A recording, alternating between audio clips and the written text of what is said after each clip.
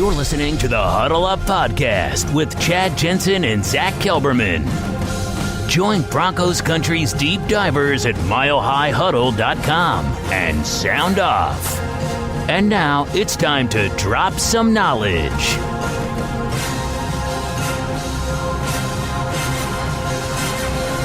Welcome in, everybody, to the Huddle Up Podcast, presented, as always, by Mile High Huddle and powered by Overtime Media. We are coming to you from the Vivid Seats studio.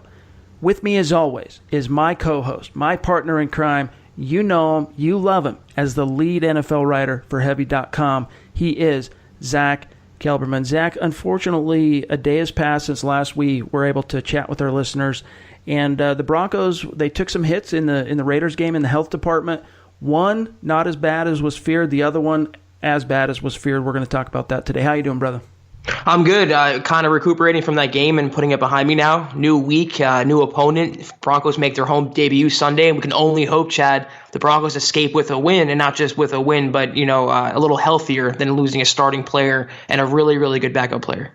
It's been pretty myopic. The fans have been pretty down. Everyone was so optimistic and excited to see this Vic Fangio team, and they were minus 2 starters on defense. I think fans need to remember that. Todd Davis and Bryce Callahan.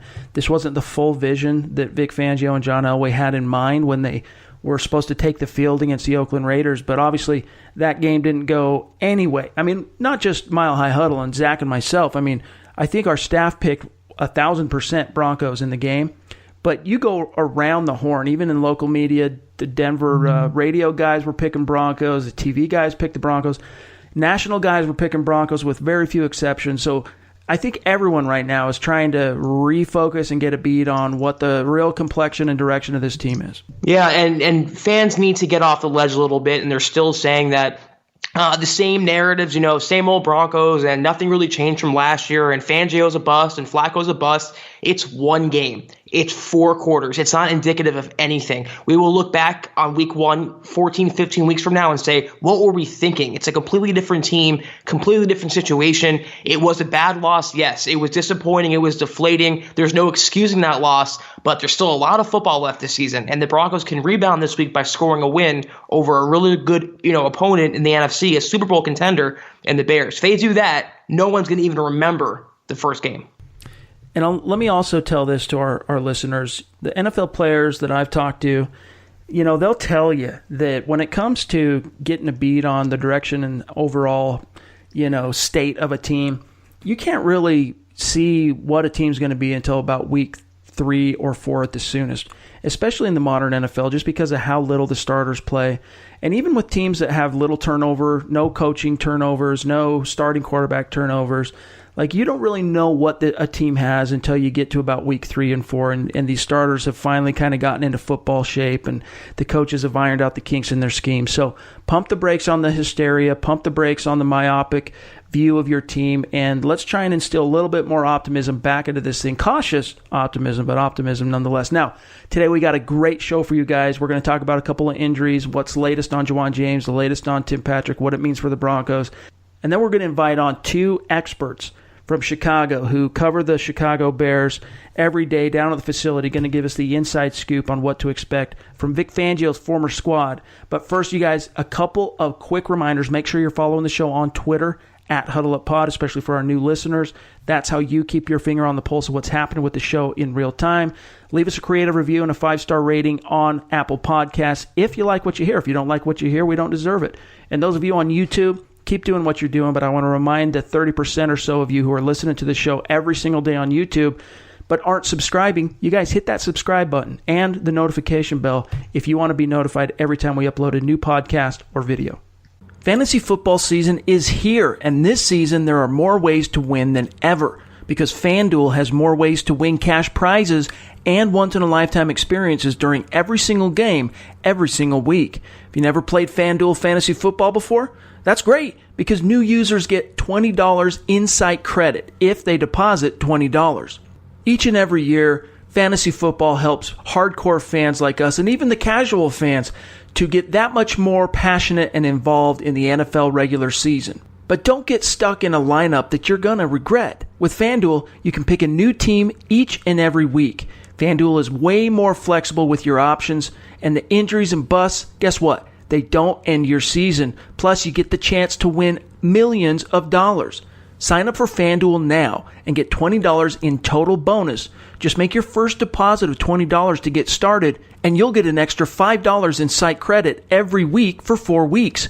Go to FanDuel.com/DFSFantasy. That's FanDuel.com/DFSFantasy, or download the FanDuel app. This is the Overtime Podcast Network. All right, Zach. Juwan James, 10 snaps against the Oakland Raiders on Monday night, goes down. Everyone held their breath. It wasn't looking good. Fortunately and unfortunately, side is he's only going to miss somewhere around 4 to 6 weeks. He's going to miss several weeks, quote unquote, but it's not season ending. It's fortunate that it's not, because he was their free agent prize, and he's kind of the thing that makes that offensive line go right now because of his talent level. And they thought they finally found that guy that would stabilize the right side after failing with Malik Watson and Donald Stevenson. And like those two guys, I mean, that was his rap. Juwan James in Miami, he was injury prone, and that's what happens when you sign injury prone players. They get injured. Fortunately for the Broncos, it's not a torn ACL, torn meniscus, something like that, ligament damage. It is a multi-week injury, and the Broncos will have to cross their fingers now with Elijah Wilkinson. And if they were smart, maybe call up some depth or acquire a player, because they have no one right now. Yeah, that's as much as we can glean from that. The Broncos offensive line, it really sucks for them because they had no cohesion, no chemistry in the preseason. They play one game, and their big star right tackle goes down. It's just unfortunate. I think now I could be wrong on this, but I think the Broncos are going to roll 1 week as is without making a roster move on the O-line, cutting someone else and adding someone short-term while James is there. I think they're going to roll with Wilkinson. Of course, they have to at right tackle. And before trying to call someone up like Jake Rogers off the practice squad or make an outside signing, I think they're going to see how he holds up, cross their fingers, nothing else strikes on the injury front.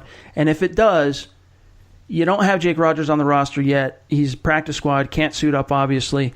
What do you think the Broncos would do in such a situation? Do you think in that situation they do what they don't want to have to do, but now they're down to their third right tackle option? They grab Dalton Risner from left guard, kick him out to right tackle.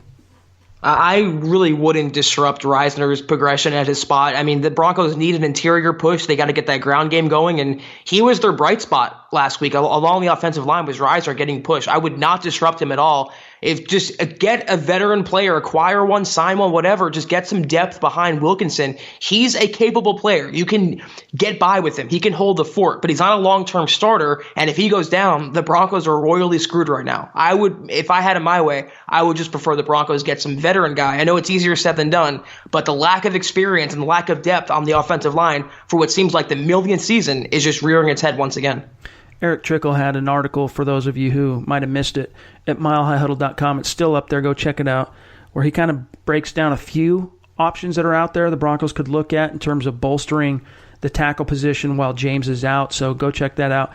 Now, the other injury, of course, was to Tim Patrick, who turns out broke his hand against the Raiders. Broncos placed him on injured reserve on Wednesday and, surprise, surprise, rekindled things with River Craycraft, who, of course, made the initial roster on Saturday on the final cutdown day, woke up Sunday, was cut, and now he's back. But the unfortunate news for River is, he started his career as a Bronco wearing the number 15. That was given to Juwan Winfrey, and he happily took 11. He wanted the jersey number 11. But guess what? The guy who replaced him on the roster initially, Deontay Spencer, he's now wearing 11. So he's unless he wants to pony up some coin to Spencer, which he probably doesn't have, he's going to have to pick a different number. Now, I believe he picked 12 now, which is Paxton Lynch's number. So good luck with that. It's Craycraft. I've always liked his game. We talked about him a lot, Chad. He's a good player to have on the team. Can play offense, can play teams on punt returner. Sure-handed guy. I don't know if he's going to dress. I don't know if they need that many receivers. But in terms of Patrick, that's a guy I liked. But if there's one receiver in this core that you have to lose, I guess, unfortunately, it would be Tim Patrick. He wasn't really making much noise in the summer, so it's unfortunate for him, but they have enough weapons on offense, enough like-minded receivers, tall possession receivers, where they can get by without Patrick. And it's unfortunate, but injury is how teams kind of find out what they have in other players. It's how stars can be born. I mean, we've seen it time and time again in the NFL, And this is an opportunity for Juwan Winfrey to take another step up the ladder and leapfrog up the depth chart. And he didn't dress on Monday night, but I would expect him to dress on Sunday against the Chicago Bears. Now, speaking of the Chicago Bears, you guys, we have two awesome guests from the Bear Report podcast that we're going to bring on here in just a second. But first, we just got to take one more break. We'll be right back, and then from on the other side on out, there will be no more breaks. So bear with us for 1 minute. If you found $100 on the street, would you pick it up or would you keep walking? Of course, you'd take the money, right? So why do you keep picking winners and not betting on them? That's why I go to MyBookie. It's fast, it's easy, and they pay when you win. Let's face it, where you're betting is just as important as who you're betting on. Now, I wouldn't be telling you guys to bet with MyBookie if they weren't the best. Do the smart thing. If you're going to bet this football season, bet with MyBookie. But did you know that you can actually bet on games even after they kick off? If by the second half it looks like your bet's going south, you can always just take the other side, believe it or not. If you're the kind of guy that likes to bet a little and win a lot, try a parlay. If all your picks come through, you'll multiply your winnings, and no matter how you bet, the NFL season is the best time of the year. Join now, and MyBookie will double your first deposit. Use the promo code OVERTIME to activate the offer. That's promo code OVERTIME. Visit mybookie.ag today. You play, you win, you get paid. This is the Overtime Podcast Network. And joining us now are Zack Pearson and Aaron Leming of the Bear Report podcast, our brethren on the Overtime Media Podcast Network. Guys, thanks for joining us. How are you doing? Doing great, man. Thanks for having us. Yeah, thanks for having us, man. Yeah, this is it's going to be an interesting game and hopefully a fun one. We're curious what your thoughts are on. We just recorded another podcast for the Bear Report guys. Had a great long conversation with them, kind of getting our insight on the Broncos and the state in Denver right now. What we're curious about, one of the hot topics anyway, is what the Sam Hill is going on with Mitch Trubisky. I mean, last year he looked like, just the next up-and-coming franchise, young caliber guy in the vein possibly of your, maybe not quite Patrick Mahomes, but your Jared Goffs of the world, your Carson Wentz is possibly highly drafted quarterback, turning the corner in year two, and then he comes out and lays that egg in week one. What's the reasoning behind that? What's the view on him going into this second game of the season? Yeah, I just think he flat out struggled. He's making the same mistakes that he was making last season. This is going to be his third year in the NFL. Generally in Chicago, we kind of take his first season under John Fox as kind of just a throwaway season. They really didn't let him throw the ball down the field. There's a lot of checkdowns. And then last year, we thought, okay, they'll make some progression. He started off really rough last season. But he did get better as the time went on, and he made some strides. He laid an egg in the playoff game the first half, but I mean, Aaron can attest to this. His second half against the Eagles in that playoff game, he showed, I can be that quarterback. He made some nice throws, put him in position before Cody Parkey double doinked it. But yeah, I mean, all off season we heard from Matt Nagy and Mark Helfrich was that Trubisky's ready. He's taking that next step. He's got command of the offense. Flash forward to last Thursday here, and he laid a stinker. I mean, he was really bad. Granted, the whole offense played bad. The offensive line was really bad. Matt Nagy's play calling was bad. They didn't establish the run game. But Trubisky was making the same mistakes, not setting his feet, not getting the hips right, sailing throws. And the one thing that drove a lot of us nuts was he has one read. It's Allen Robinson, and then he panics and tucks it and runs. It was a very frustrating performance. And right now there's not a lot of faith, I'd say, from the fan base in him. Well, and I think, kind of add on to that, it's been an interesting offseason because you have Matt Nagy and this coaching staff talking up Trubisky, talking him up. Zach was at camp. Zach was at OTAs. There was never a point when Trubisky looked like he had kind of turned that corner into the year three quarterback. I mean, we didn't really ever see that. And again, this comes back to consistency, whether it's his accuracy, whether it's his footwork, whether it's his hips, whether it's his decision-making, anything. I mean, even within the game, I mean, Zach just pointed out, I mean, he had a terrible first half against the Eagles in the playoff game. Then he comes out in the second half and looks like a completely different quarterback. That's what we saw last year. It was the first three games were terrible. Then he had a really nice stretch in there. Then it was a little inconsistent in the last 3 or 4 games and kind of pulled it back a little bit, and he looked pretty good. And unfortunately, again, that's kind of what we're seeing this year so far from Trubisky. I think at least for me, the concern that I have right now that is starting to grow is his understanding as an NFL quarterback in general. What he's actually seeing pre-snap, I'm not overly worried. I think he has a pretty good idea what he's seeing pre-snap. But as soon as he snaps the ball post-snap, I mean, it just seems like everything goes out the window, like Zach pointed out, if his first read isn't there. And he's not progressing through his reads, period. And if he's progressing through his reads, it's to one side of the field. And it's just becoming very predictable. And again, when he doesn't get what he wants on the field, when he's not progressing through whatever he's progressing through, then his eyes drop and he's taking off. And I mean, he took some pretty big shots in the game on Thursday, but overall, I think, at least for me, I think a lot of this comes down to the mental aspect. And this is something that I'm going to point out just because I was kind of a little irritated by it today. The Bears are doing a very good job of protecting Trubisky right now.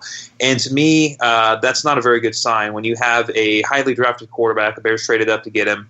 He was taken number 2 overall in the 2017 draft. This should not be a guy in his third year that is being protected by the media relations staff. I'm sorry. That's just silly. And to have people asking questions about a game that just happened on Thursday, which is the first time that he's talked since the post game, and for the Bears PR staff to basically say, we're not taking any questions on this, we're only talking about this, and we're only talking about Denver, it just, to me at least, that says a lot more about where Trubisky is. And again, I think a lot of this is mental. And I mean, it's just kind of a question of if he can get past that. When he's confident, when he doesn't have to think, when he can just go out there and throw the ball, he's a lot better of a quarterback. But again, consistency, that's really the biggest thing for him right now.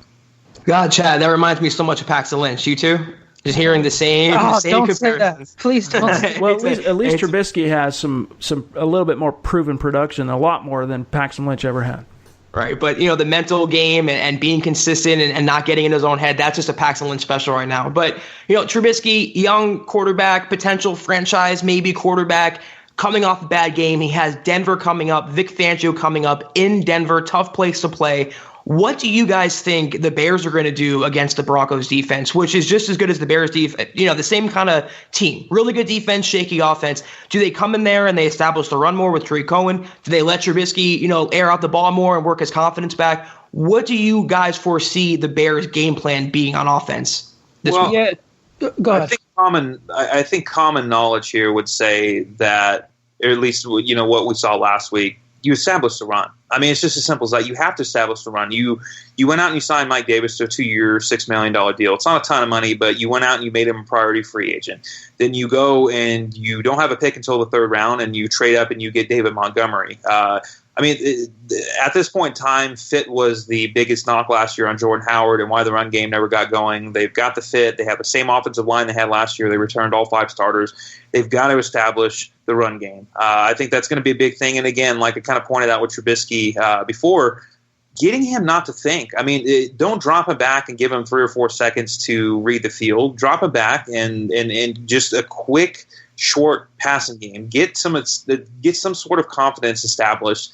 And at least to me, that would be what I would do. I'm hoping that's what they do, but unfortunately, with Matt Nagy, as good of an offensive mind as he is, he's still a work in progress as a play caller. Maybe Zach has more to add to this, but I don't know if it's going to be just as simple as you see what they need to do and they do it. But that's kind of what we're hoping for, at least. Yeah, I mean, Aaron hit it spot on right there. I mean, you have to come out and establish the run. A guy like Tariq Cohen was a big factor in the receiving game, but he didn't have a single carry. They went away from the run against the Green Bay Packers. I think it was like 12 rushing attempts that were actually called. And I was talking to someone about this the other day. In the fourth quarter, or second half, actually, I think they only had 2 or 3 total rushing attempts called. And if I told you that, you'd probably think, the Bears were down by 30 or the score was 62-63 as a shootout. It was a one-possession game the entire game, whether it was the Bears leading 3-0 or Green Bay grabbing the lead. Matt Nagy had an awful game as a play caller, and it's something he struggled with. Listening to him, though, from that post game and his 2 other press conferences he's done now, Monday and today, I kind of got a vibe that, he knows he screwed up and it's time to fix it, and he knows what he's got to do to fix it. It doesn't get easy because Vic Fangio knows Matt Nagy's offense. They've gone against each other in training camp all of last year and in practices. So I think the Bears are going to have to come out, establish a run, and kind of not hold back Trubisky. I hate using that, but essentially hold him back and not put him in situations where, he has to force the ball down the field and he's thrown it again 35, 40, 45 times. Man. Well, let me ask you this. So, as we all know, Vic Fangio bails from his 4-year tenure as the Chicago Bears defensive coordinator, and I'm sure that was, sad parting for those of you covering the Bears, and the fans probably didn't like seeing that after the Bears finished number one in almost every major statistical defensive category last year. But I'm curious what the perception was of that move, Fangio finally getting his head coaching job and all that. But also what the general view has been on Chuck Pagano coming in and trying to maintain that momentum that Fangio was finally able to build up. That seemed like that missing piece was getting Khalil Mack last summer, and then just kind of adding wood to the fire, as John Gruden likes to say on Hard Knocks, throughout the season. What's been the perception, or what have you guys seen from Chuck Pagano and whether or not he's going to be able to keep that going? Yeah, I mean, obviously it's disappointing to lose a guy like Vic, great defensive mastermind. And I thought he was perfect coordinator for this defense. But through week one, there really hasn't been a drop-off with Chuck Pagano all offseason. I mean, the talk from the national media was, all right, the Bears defense can't do this again. They're going to regress. And Aaron and I have said it on the podcast numerous times. Even if that defense regressed to number 5, their top 5 defense, as long as Trubisky takes that step, they'll be fine. Obviously, it doesn't look like Trubisky's taking that step, but the defense doesn't look like it's regressed. They didn't get a turnover in week one, which hurt them a little bit, but it was just not realistic to come out and think that these guys are going to, replicate what they did last season takeaway-wise. Through that first game so far, I've been impressed with what Pagano's done. It doesn't look like they've missed a beat, and you look at that Packers lone touchdown that they had in that game. On that drive, the Bears had their backup safety, Deion Bush, in, and he bit hard on a play fake that led to like a 45-yard reception, and then Jimmy Graham just went up over him and got the ball in the end zone. So, yeah, I mean, there could be some regression, but their front seven is nasty. You look at that game against Green Bay, Khalil Mack didn't have a sack, okay? And linebackers coach, we actually got to talk to him yesterday. He said that was the best game he's seen Khalil Mack or any linebacker play in his coaching career because just of how he affected everything else. The Packers would chip him. They'd put a double team on him. And that let guys like Roy Robertson-Harris and Akeem Hicks and all those guys up front get to the action. So as long as you have the playmakers, the Bears have the playmakers, have really good players on the defense. I just don't see much of regression at all.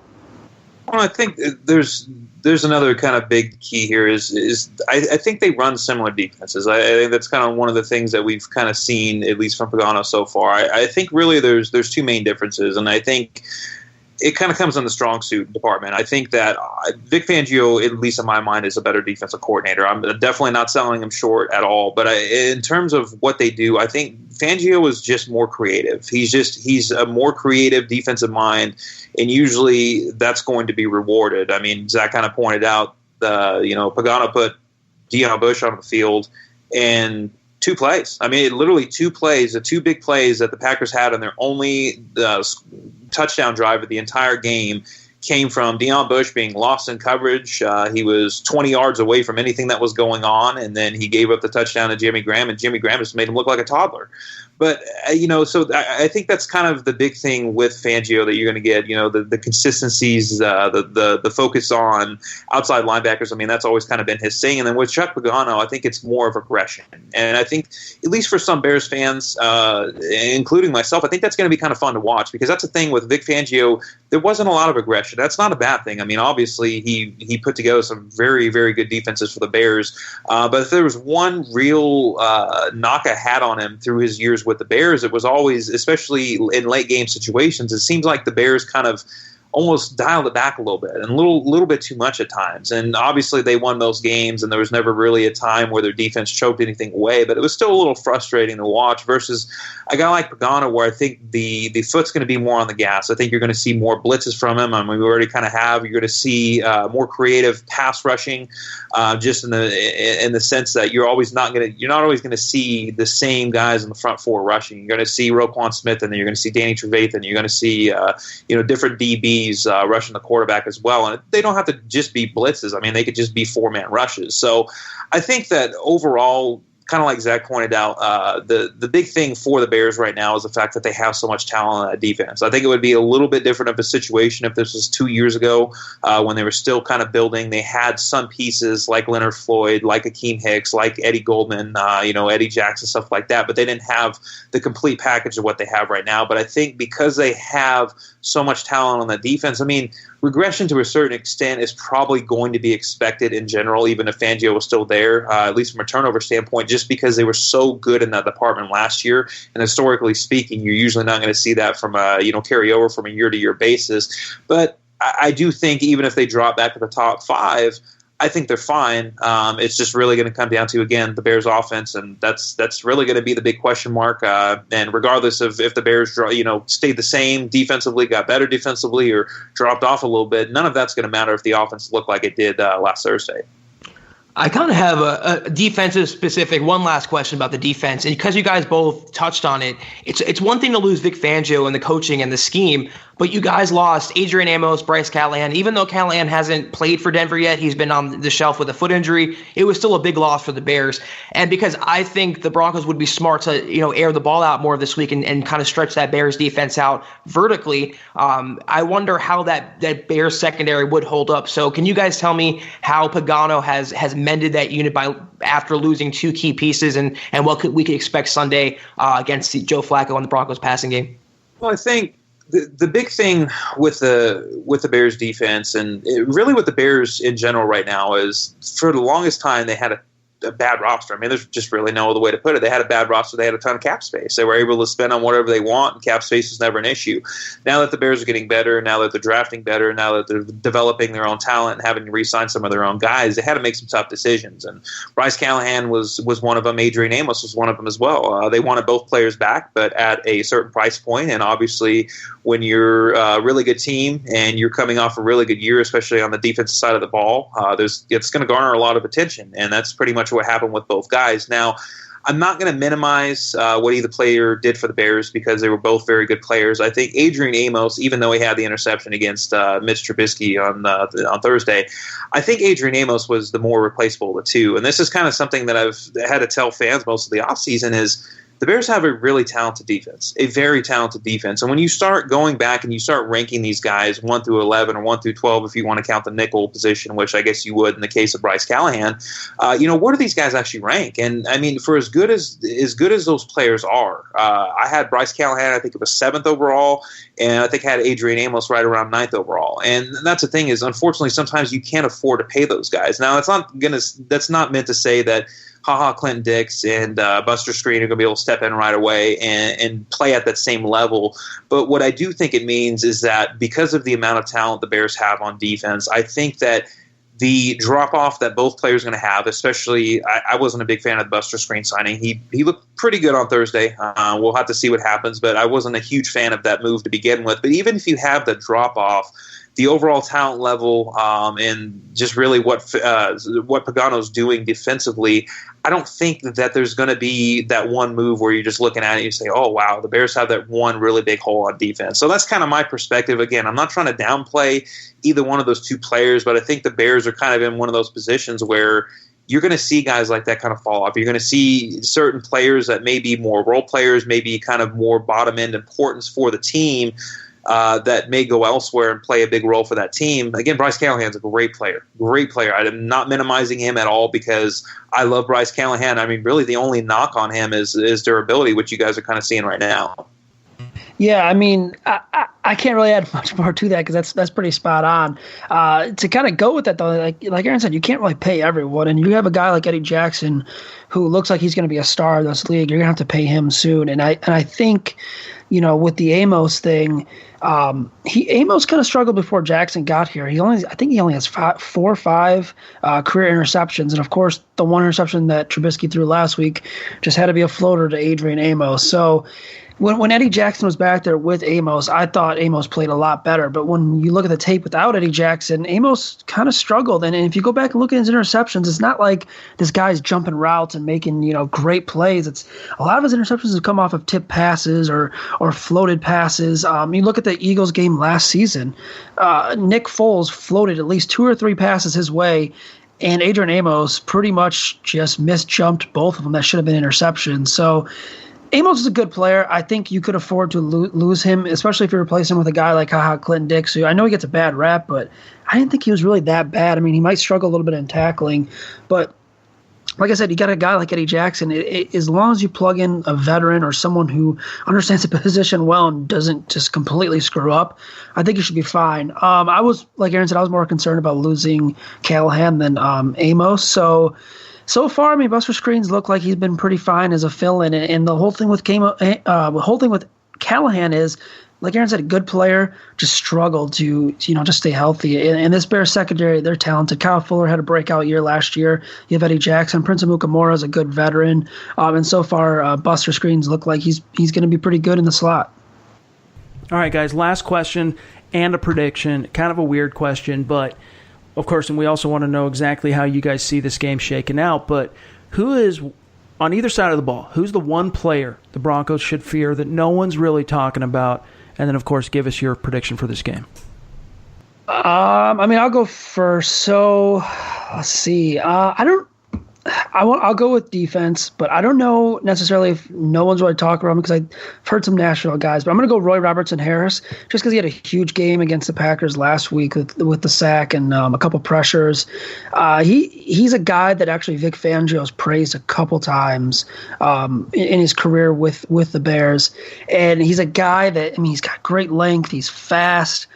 He's a guy that could be a game wrecker, especially if the Broncos do chip someone like Khalil Mack and maybe focus a little more on Akeem Hicks.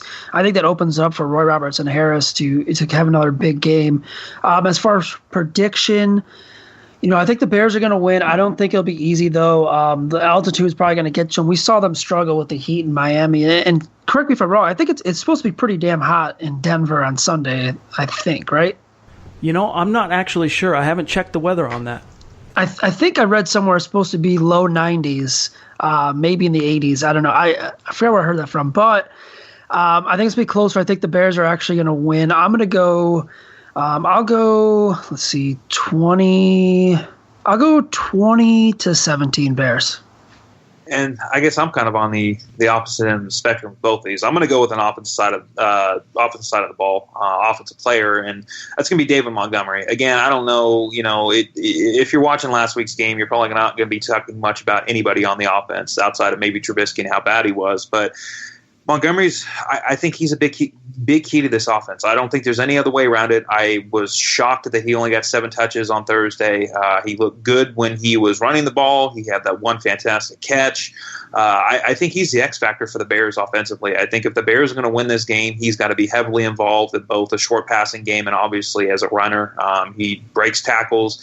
He fits inside zone very well, and that's exactly what the Bears have been trying to establish since Matt Nagy came to town. Now, in terms of predictions, again, I'm going to go a little bit different here than Zach. I think this is the first time we've disagreed in a while. I'm actually going to go with the Broncos. I think it's going to be another ugly game for the Bears offensively. I think there's going to be a lot more panic with Trubisky.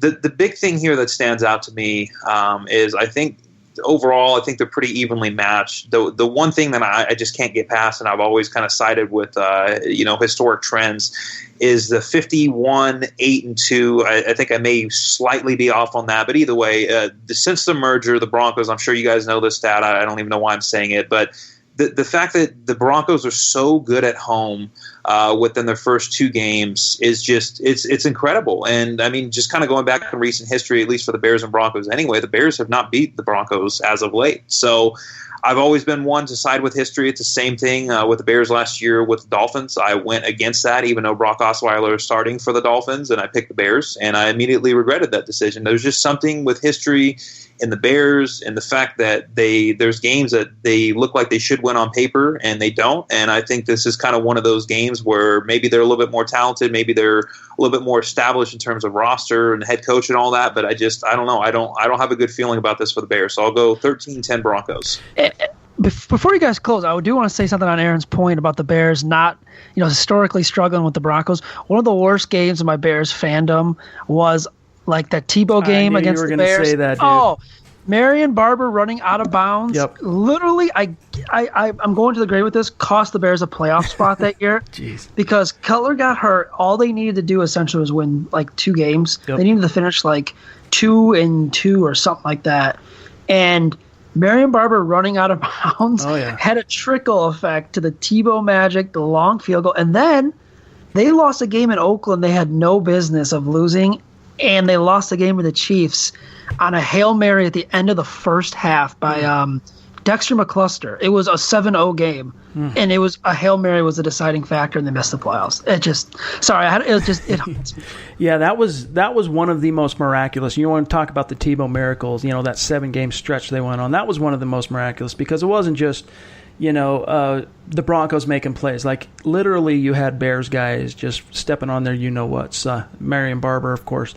But that stat you're looking for, Aaron, is, according to the Broncos game capsule, their press release they sent us, quote, Denver enters Sunday's game against Chicago with a 45-13-1 all-time record in home openers, including a 17-1 mark in its last 18 such games. So that's a pretty strong stat, but let me also remind you guys of this. Going into last week, the Broncos had won the last 7 opening games, and this one was on the road, so that kind of threw them off a little bit. So I think statistical things right now throw them out the window because this is a team trying to find itself. But guys, thank you so much for joining us. We really appreciate your insight. Of course, we've got Zack Pearson and Aaron Leming here of the Bear Report podcast. Just tell our listeners where to find you guys. You can find me on Twitter at Zack, ZACK_Pearson. You can follow the Bear Report on Twitter at Bear Report. And you can find me at Aaron Leming, NFL, Leming with 1 M, not the animal, but close to it. Awesome. Thanks, you guys. Been a true pleasure, and I'm sure we'll do this again in the near future. And good luck on the season. Yeah, thanks, man. Good luck to you guys. This is the Overtime Podcast Network. All right, great conversation with Zack and Aaron. You guys make sure you follow them on Twitter and check out their football podcast because even though the Broncos only have the Bears this week, those guys clearly know what they're talking about, and they're just great follows. Even if you don't subscribe on their podcast, I still advise that you do. They're Overtime Brethren, but make sure you follow them on Twitter. But that's going to do it for today's episode of the Huddle Up Podcast. As always, make sure you're following the show on Twitter at Huddle Up Pod. You can find my partner, Zack Kelberman, on Twitter at Kelberman NFL, myself at Chad and Jensen. Stay tuned because we are going to be back in the saddle tomorrow with the Mile High Mailbag. YouTube listeners, check the community tab on the Mile High Huddle channel. We'll post a spot there for you guys to get your questions in for this week's mailbag. Twitter also will be putting a call out, and you don't even need to wait till the call out. If you got questions for us, just hit us up at Huddle Up Pod or even on our personal accounts, and we will put you into the rotation for the mailbag. In the meantime, have a good night. Have a great day. For Zack Kelberman, I'm Chad Jensen. Talk to you tomorrow. You've been listening to the Huddle Up Podcast. Join Broncos Country's deep divers at milehighhuddle.com to keep the conversation going.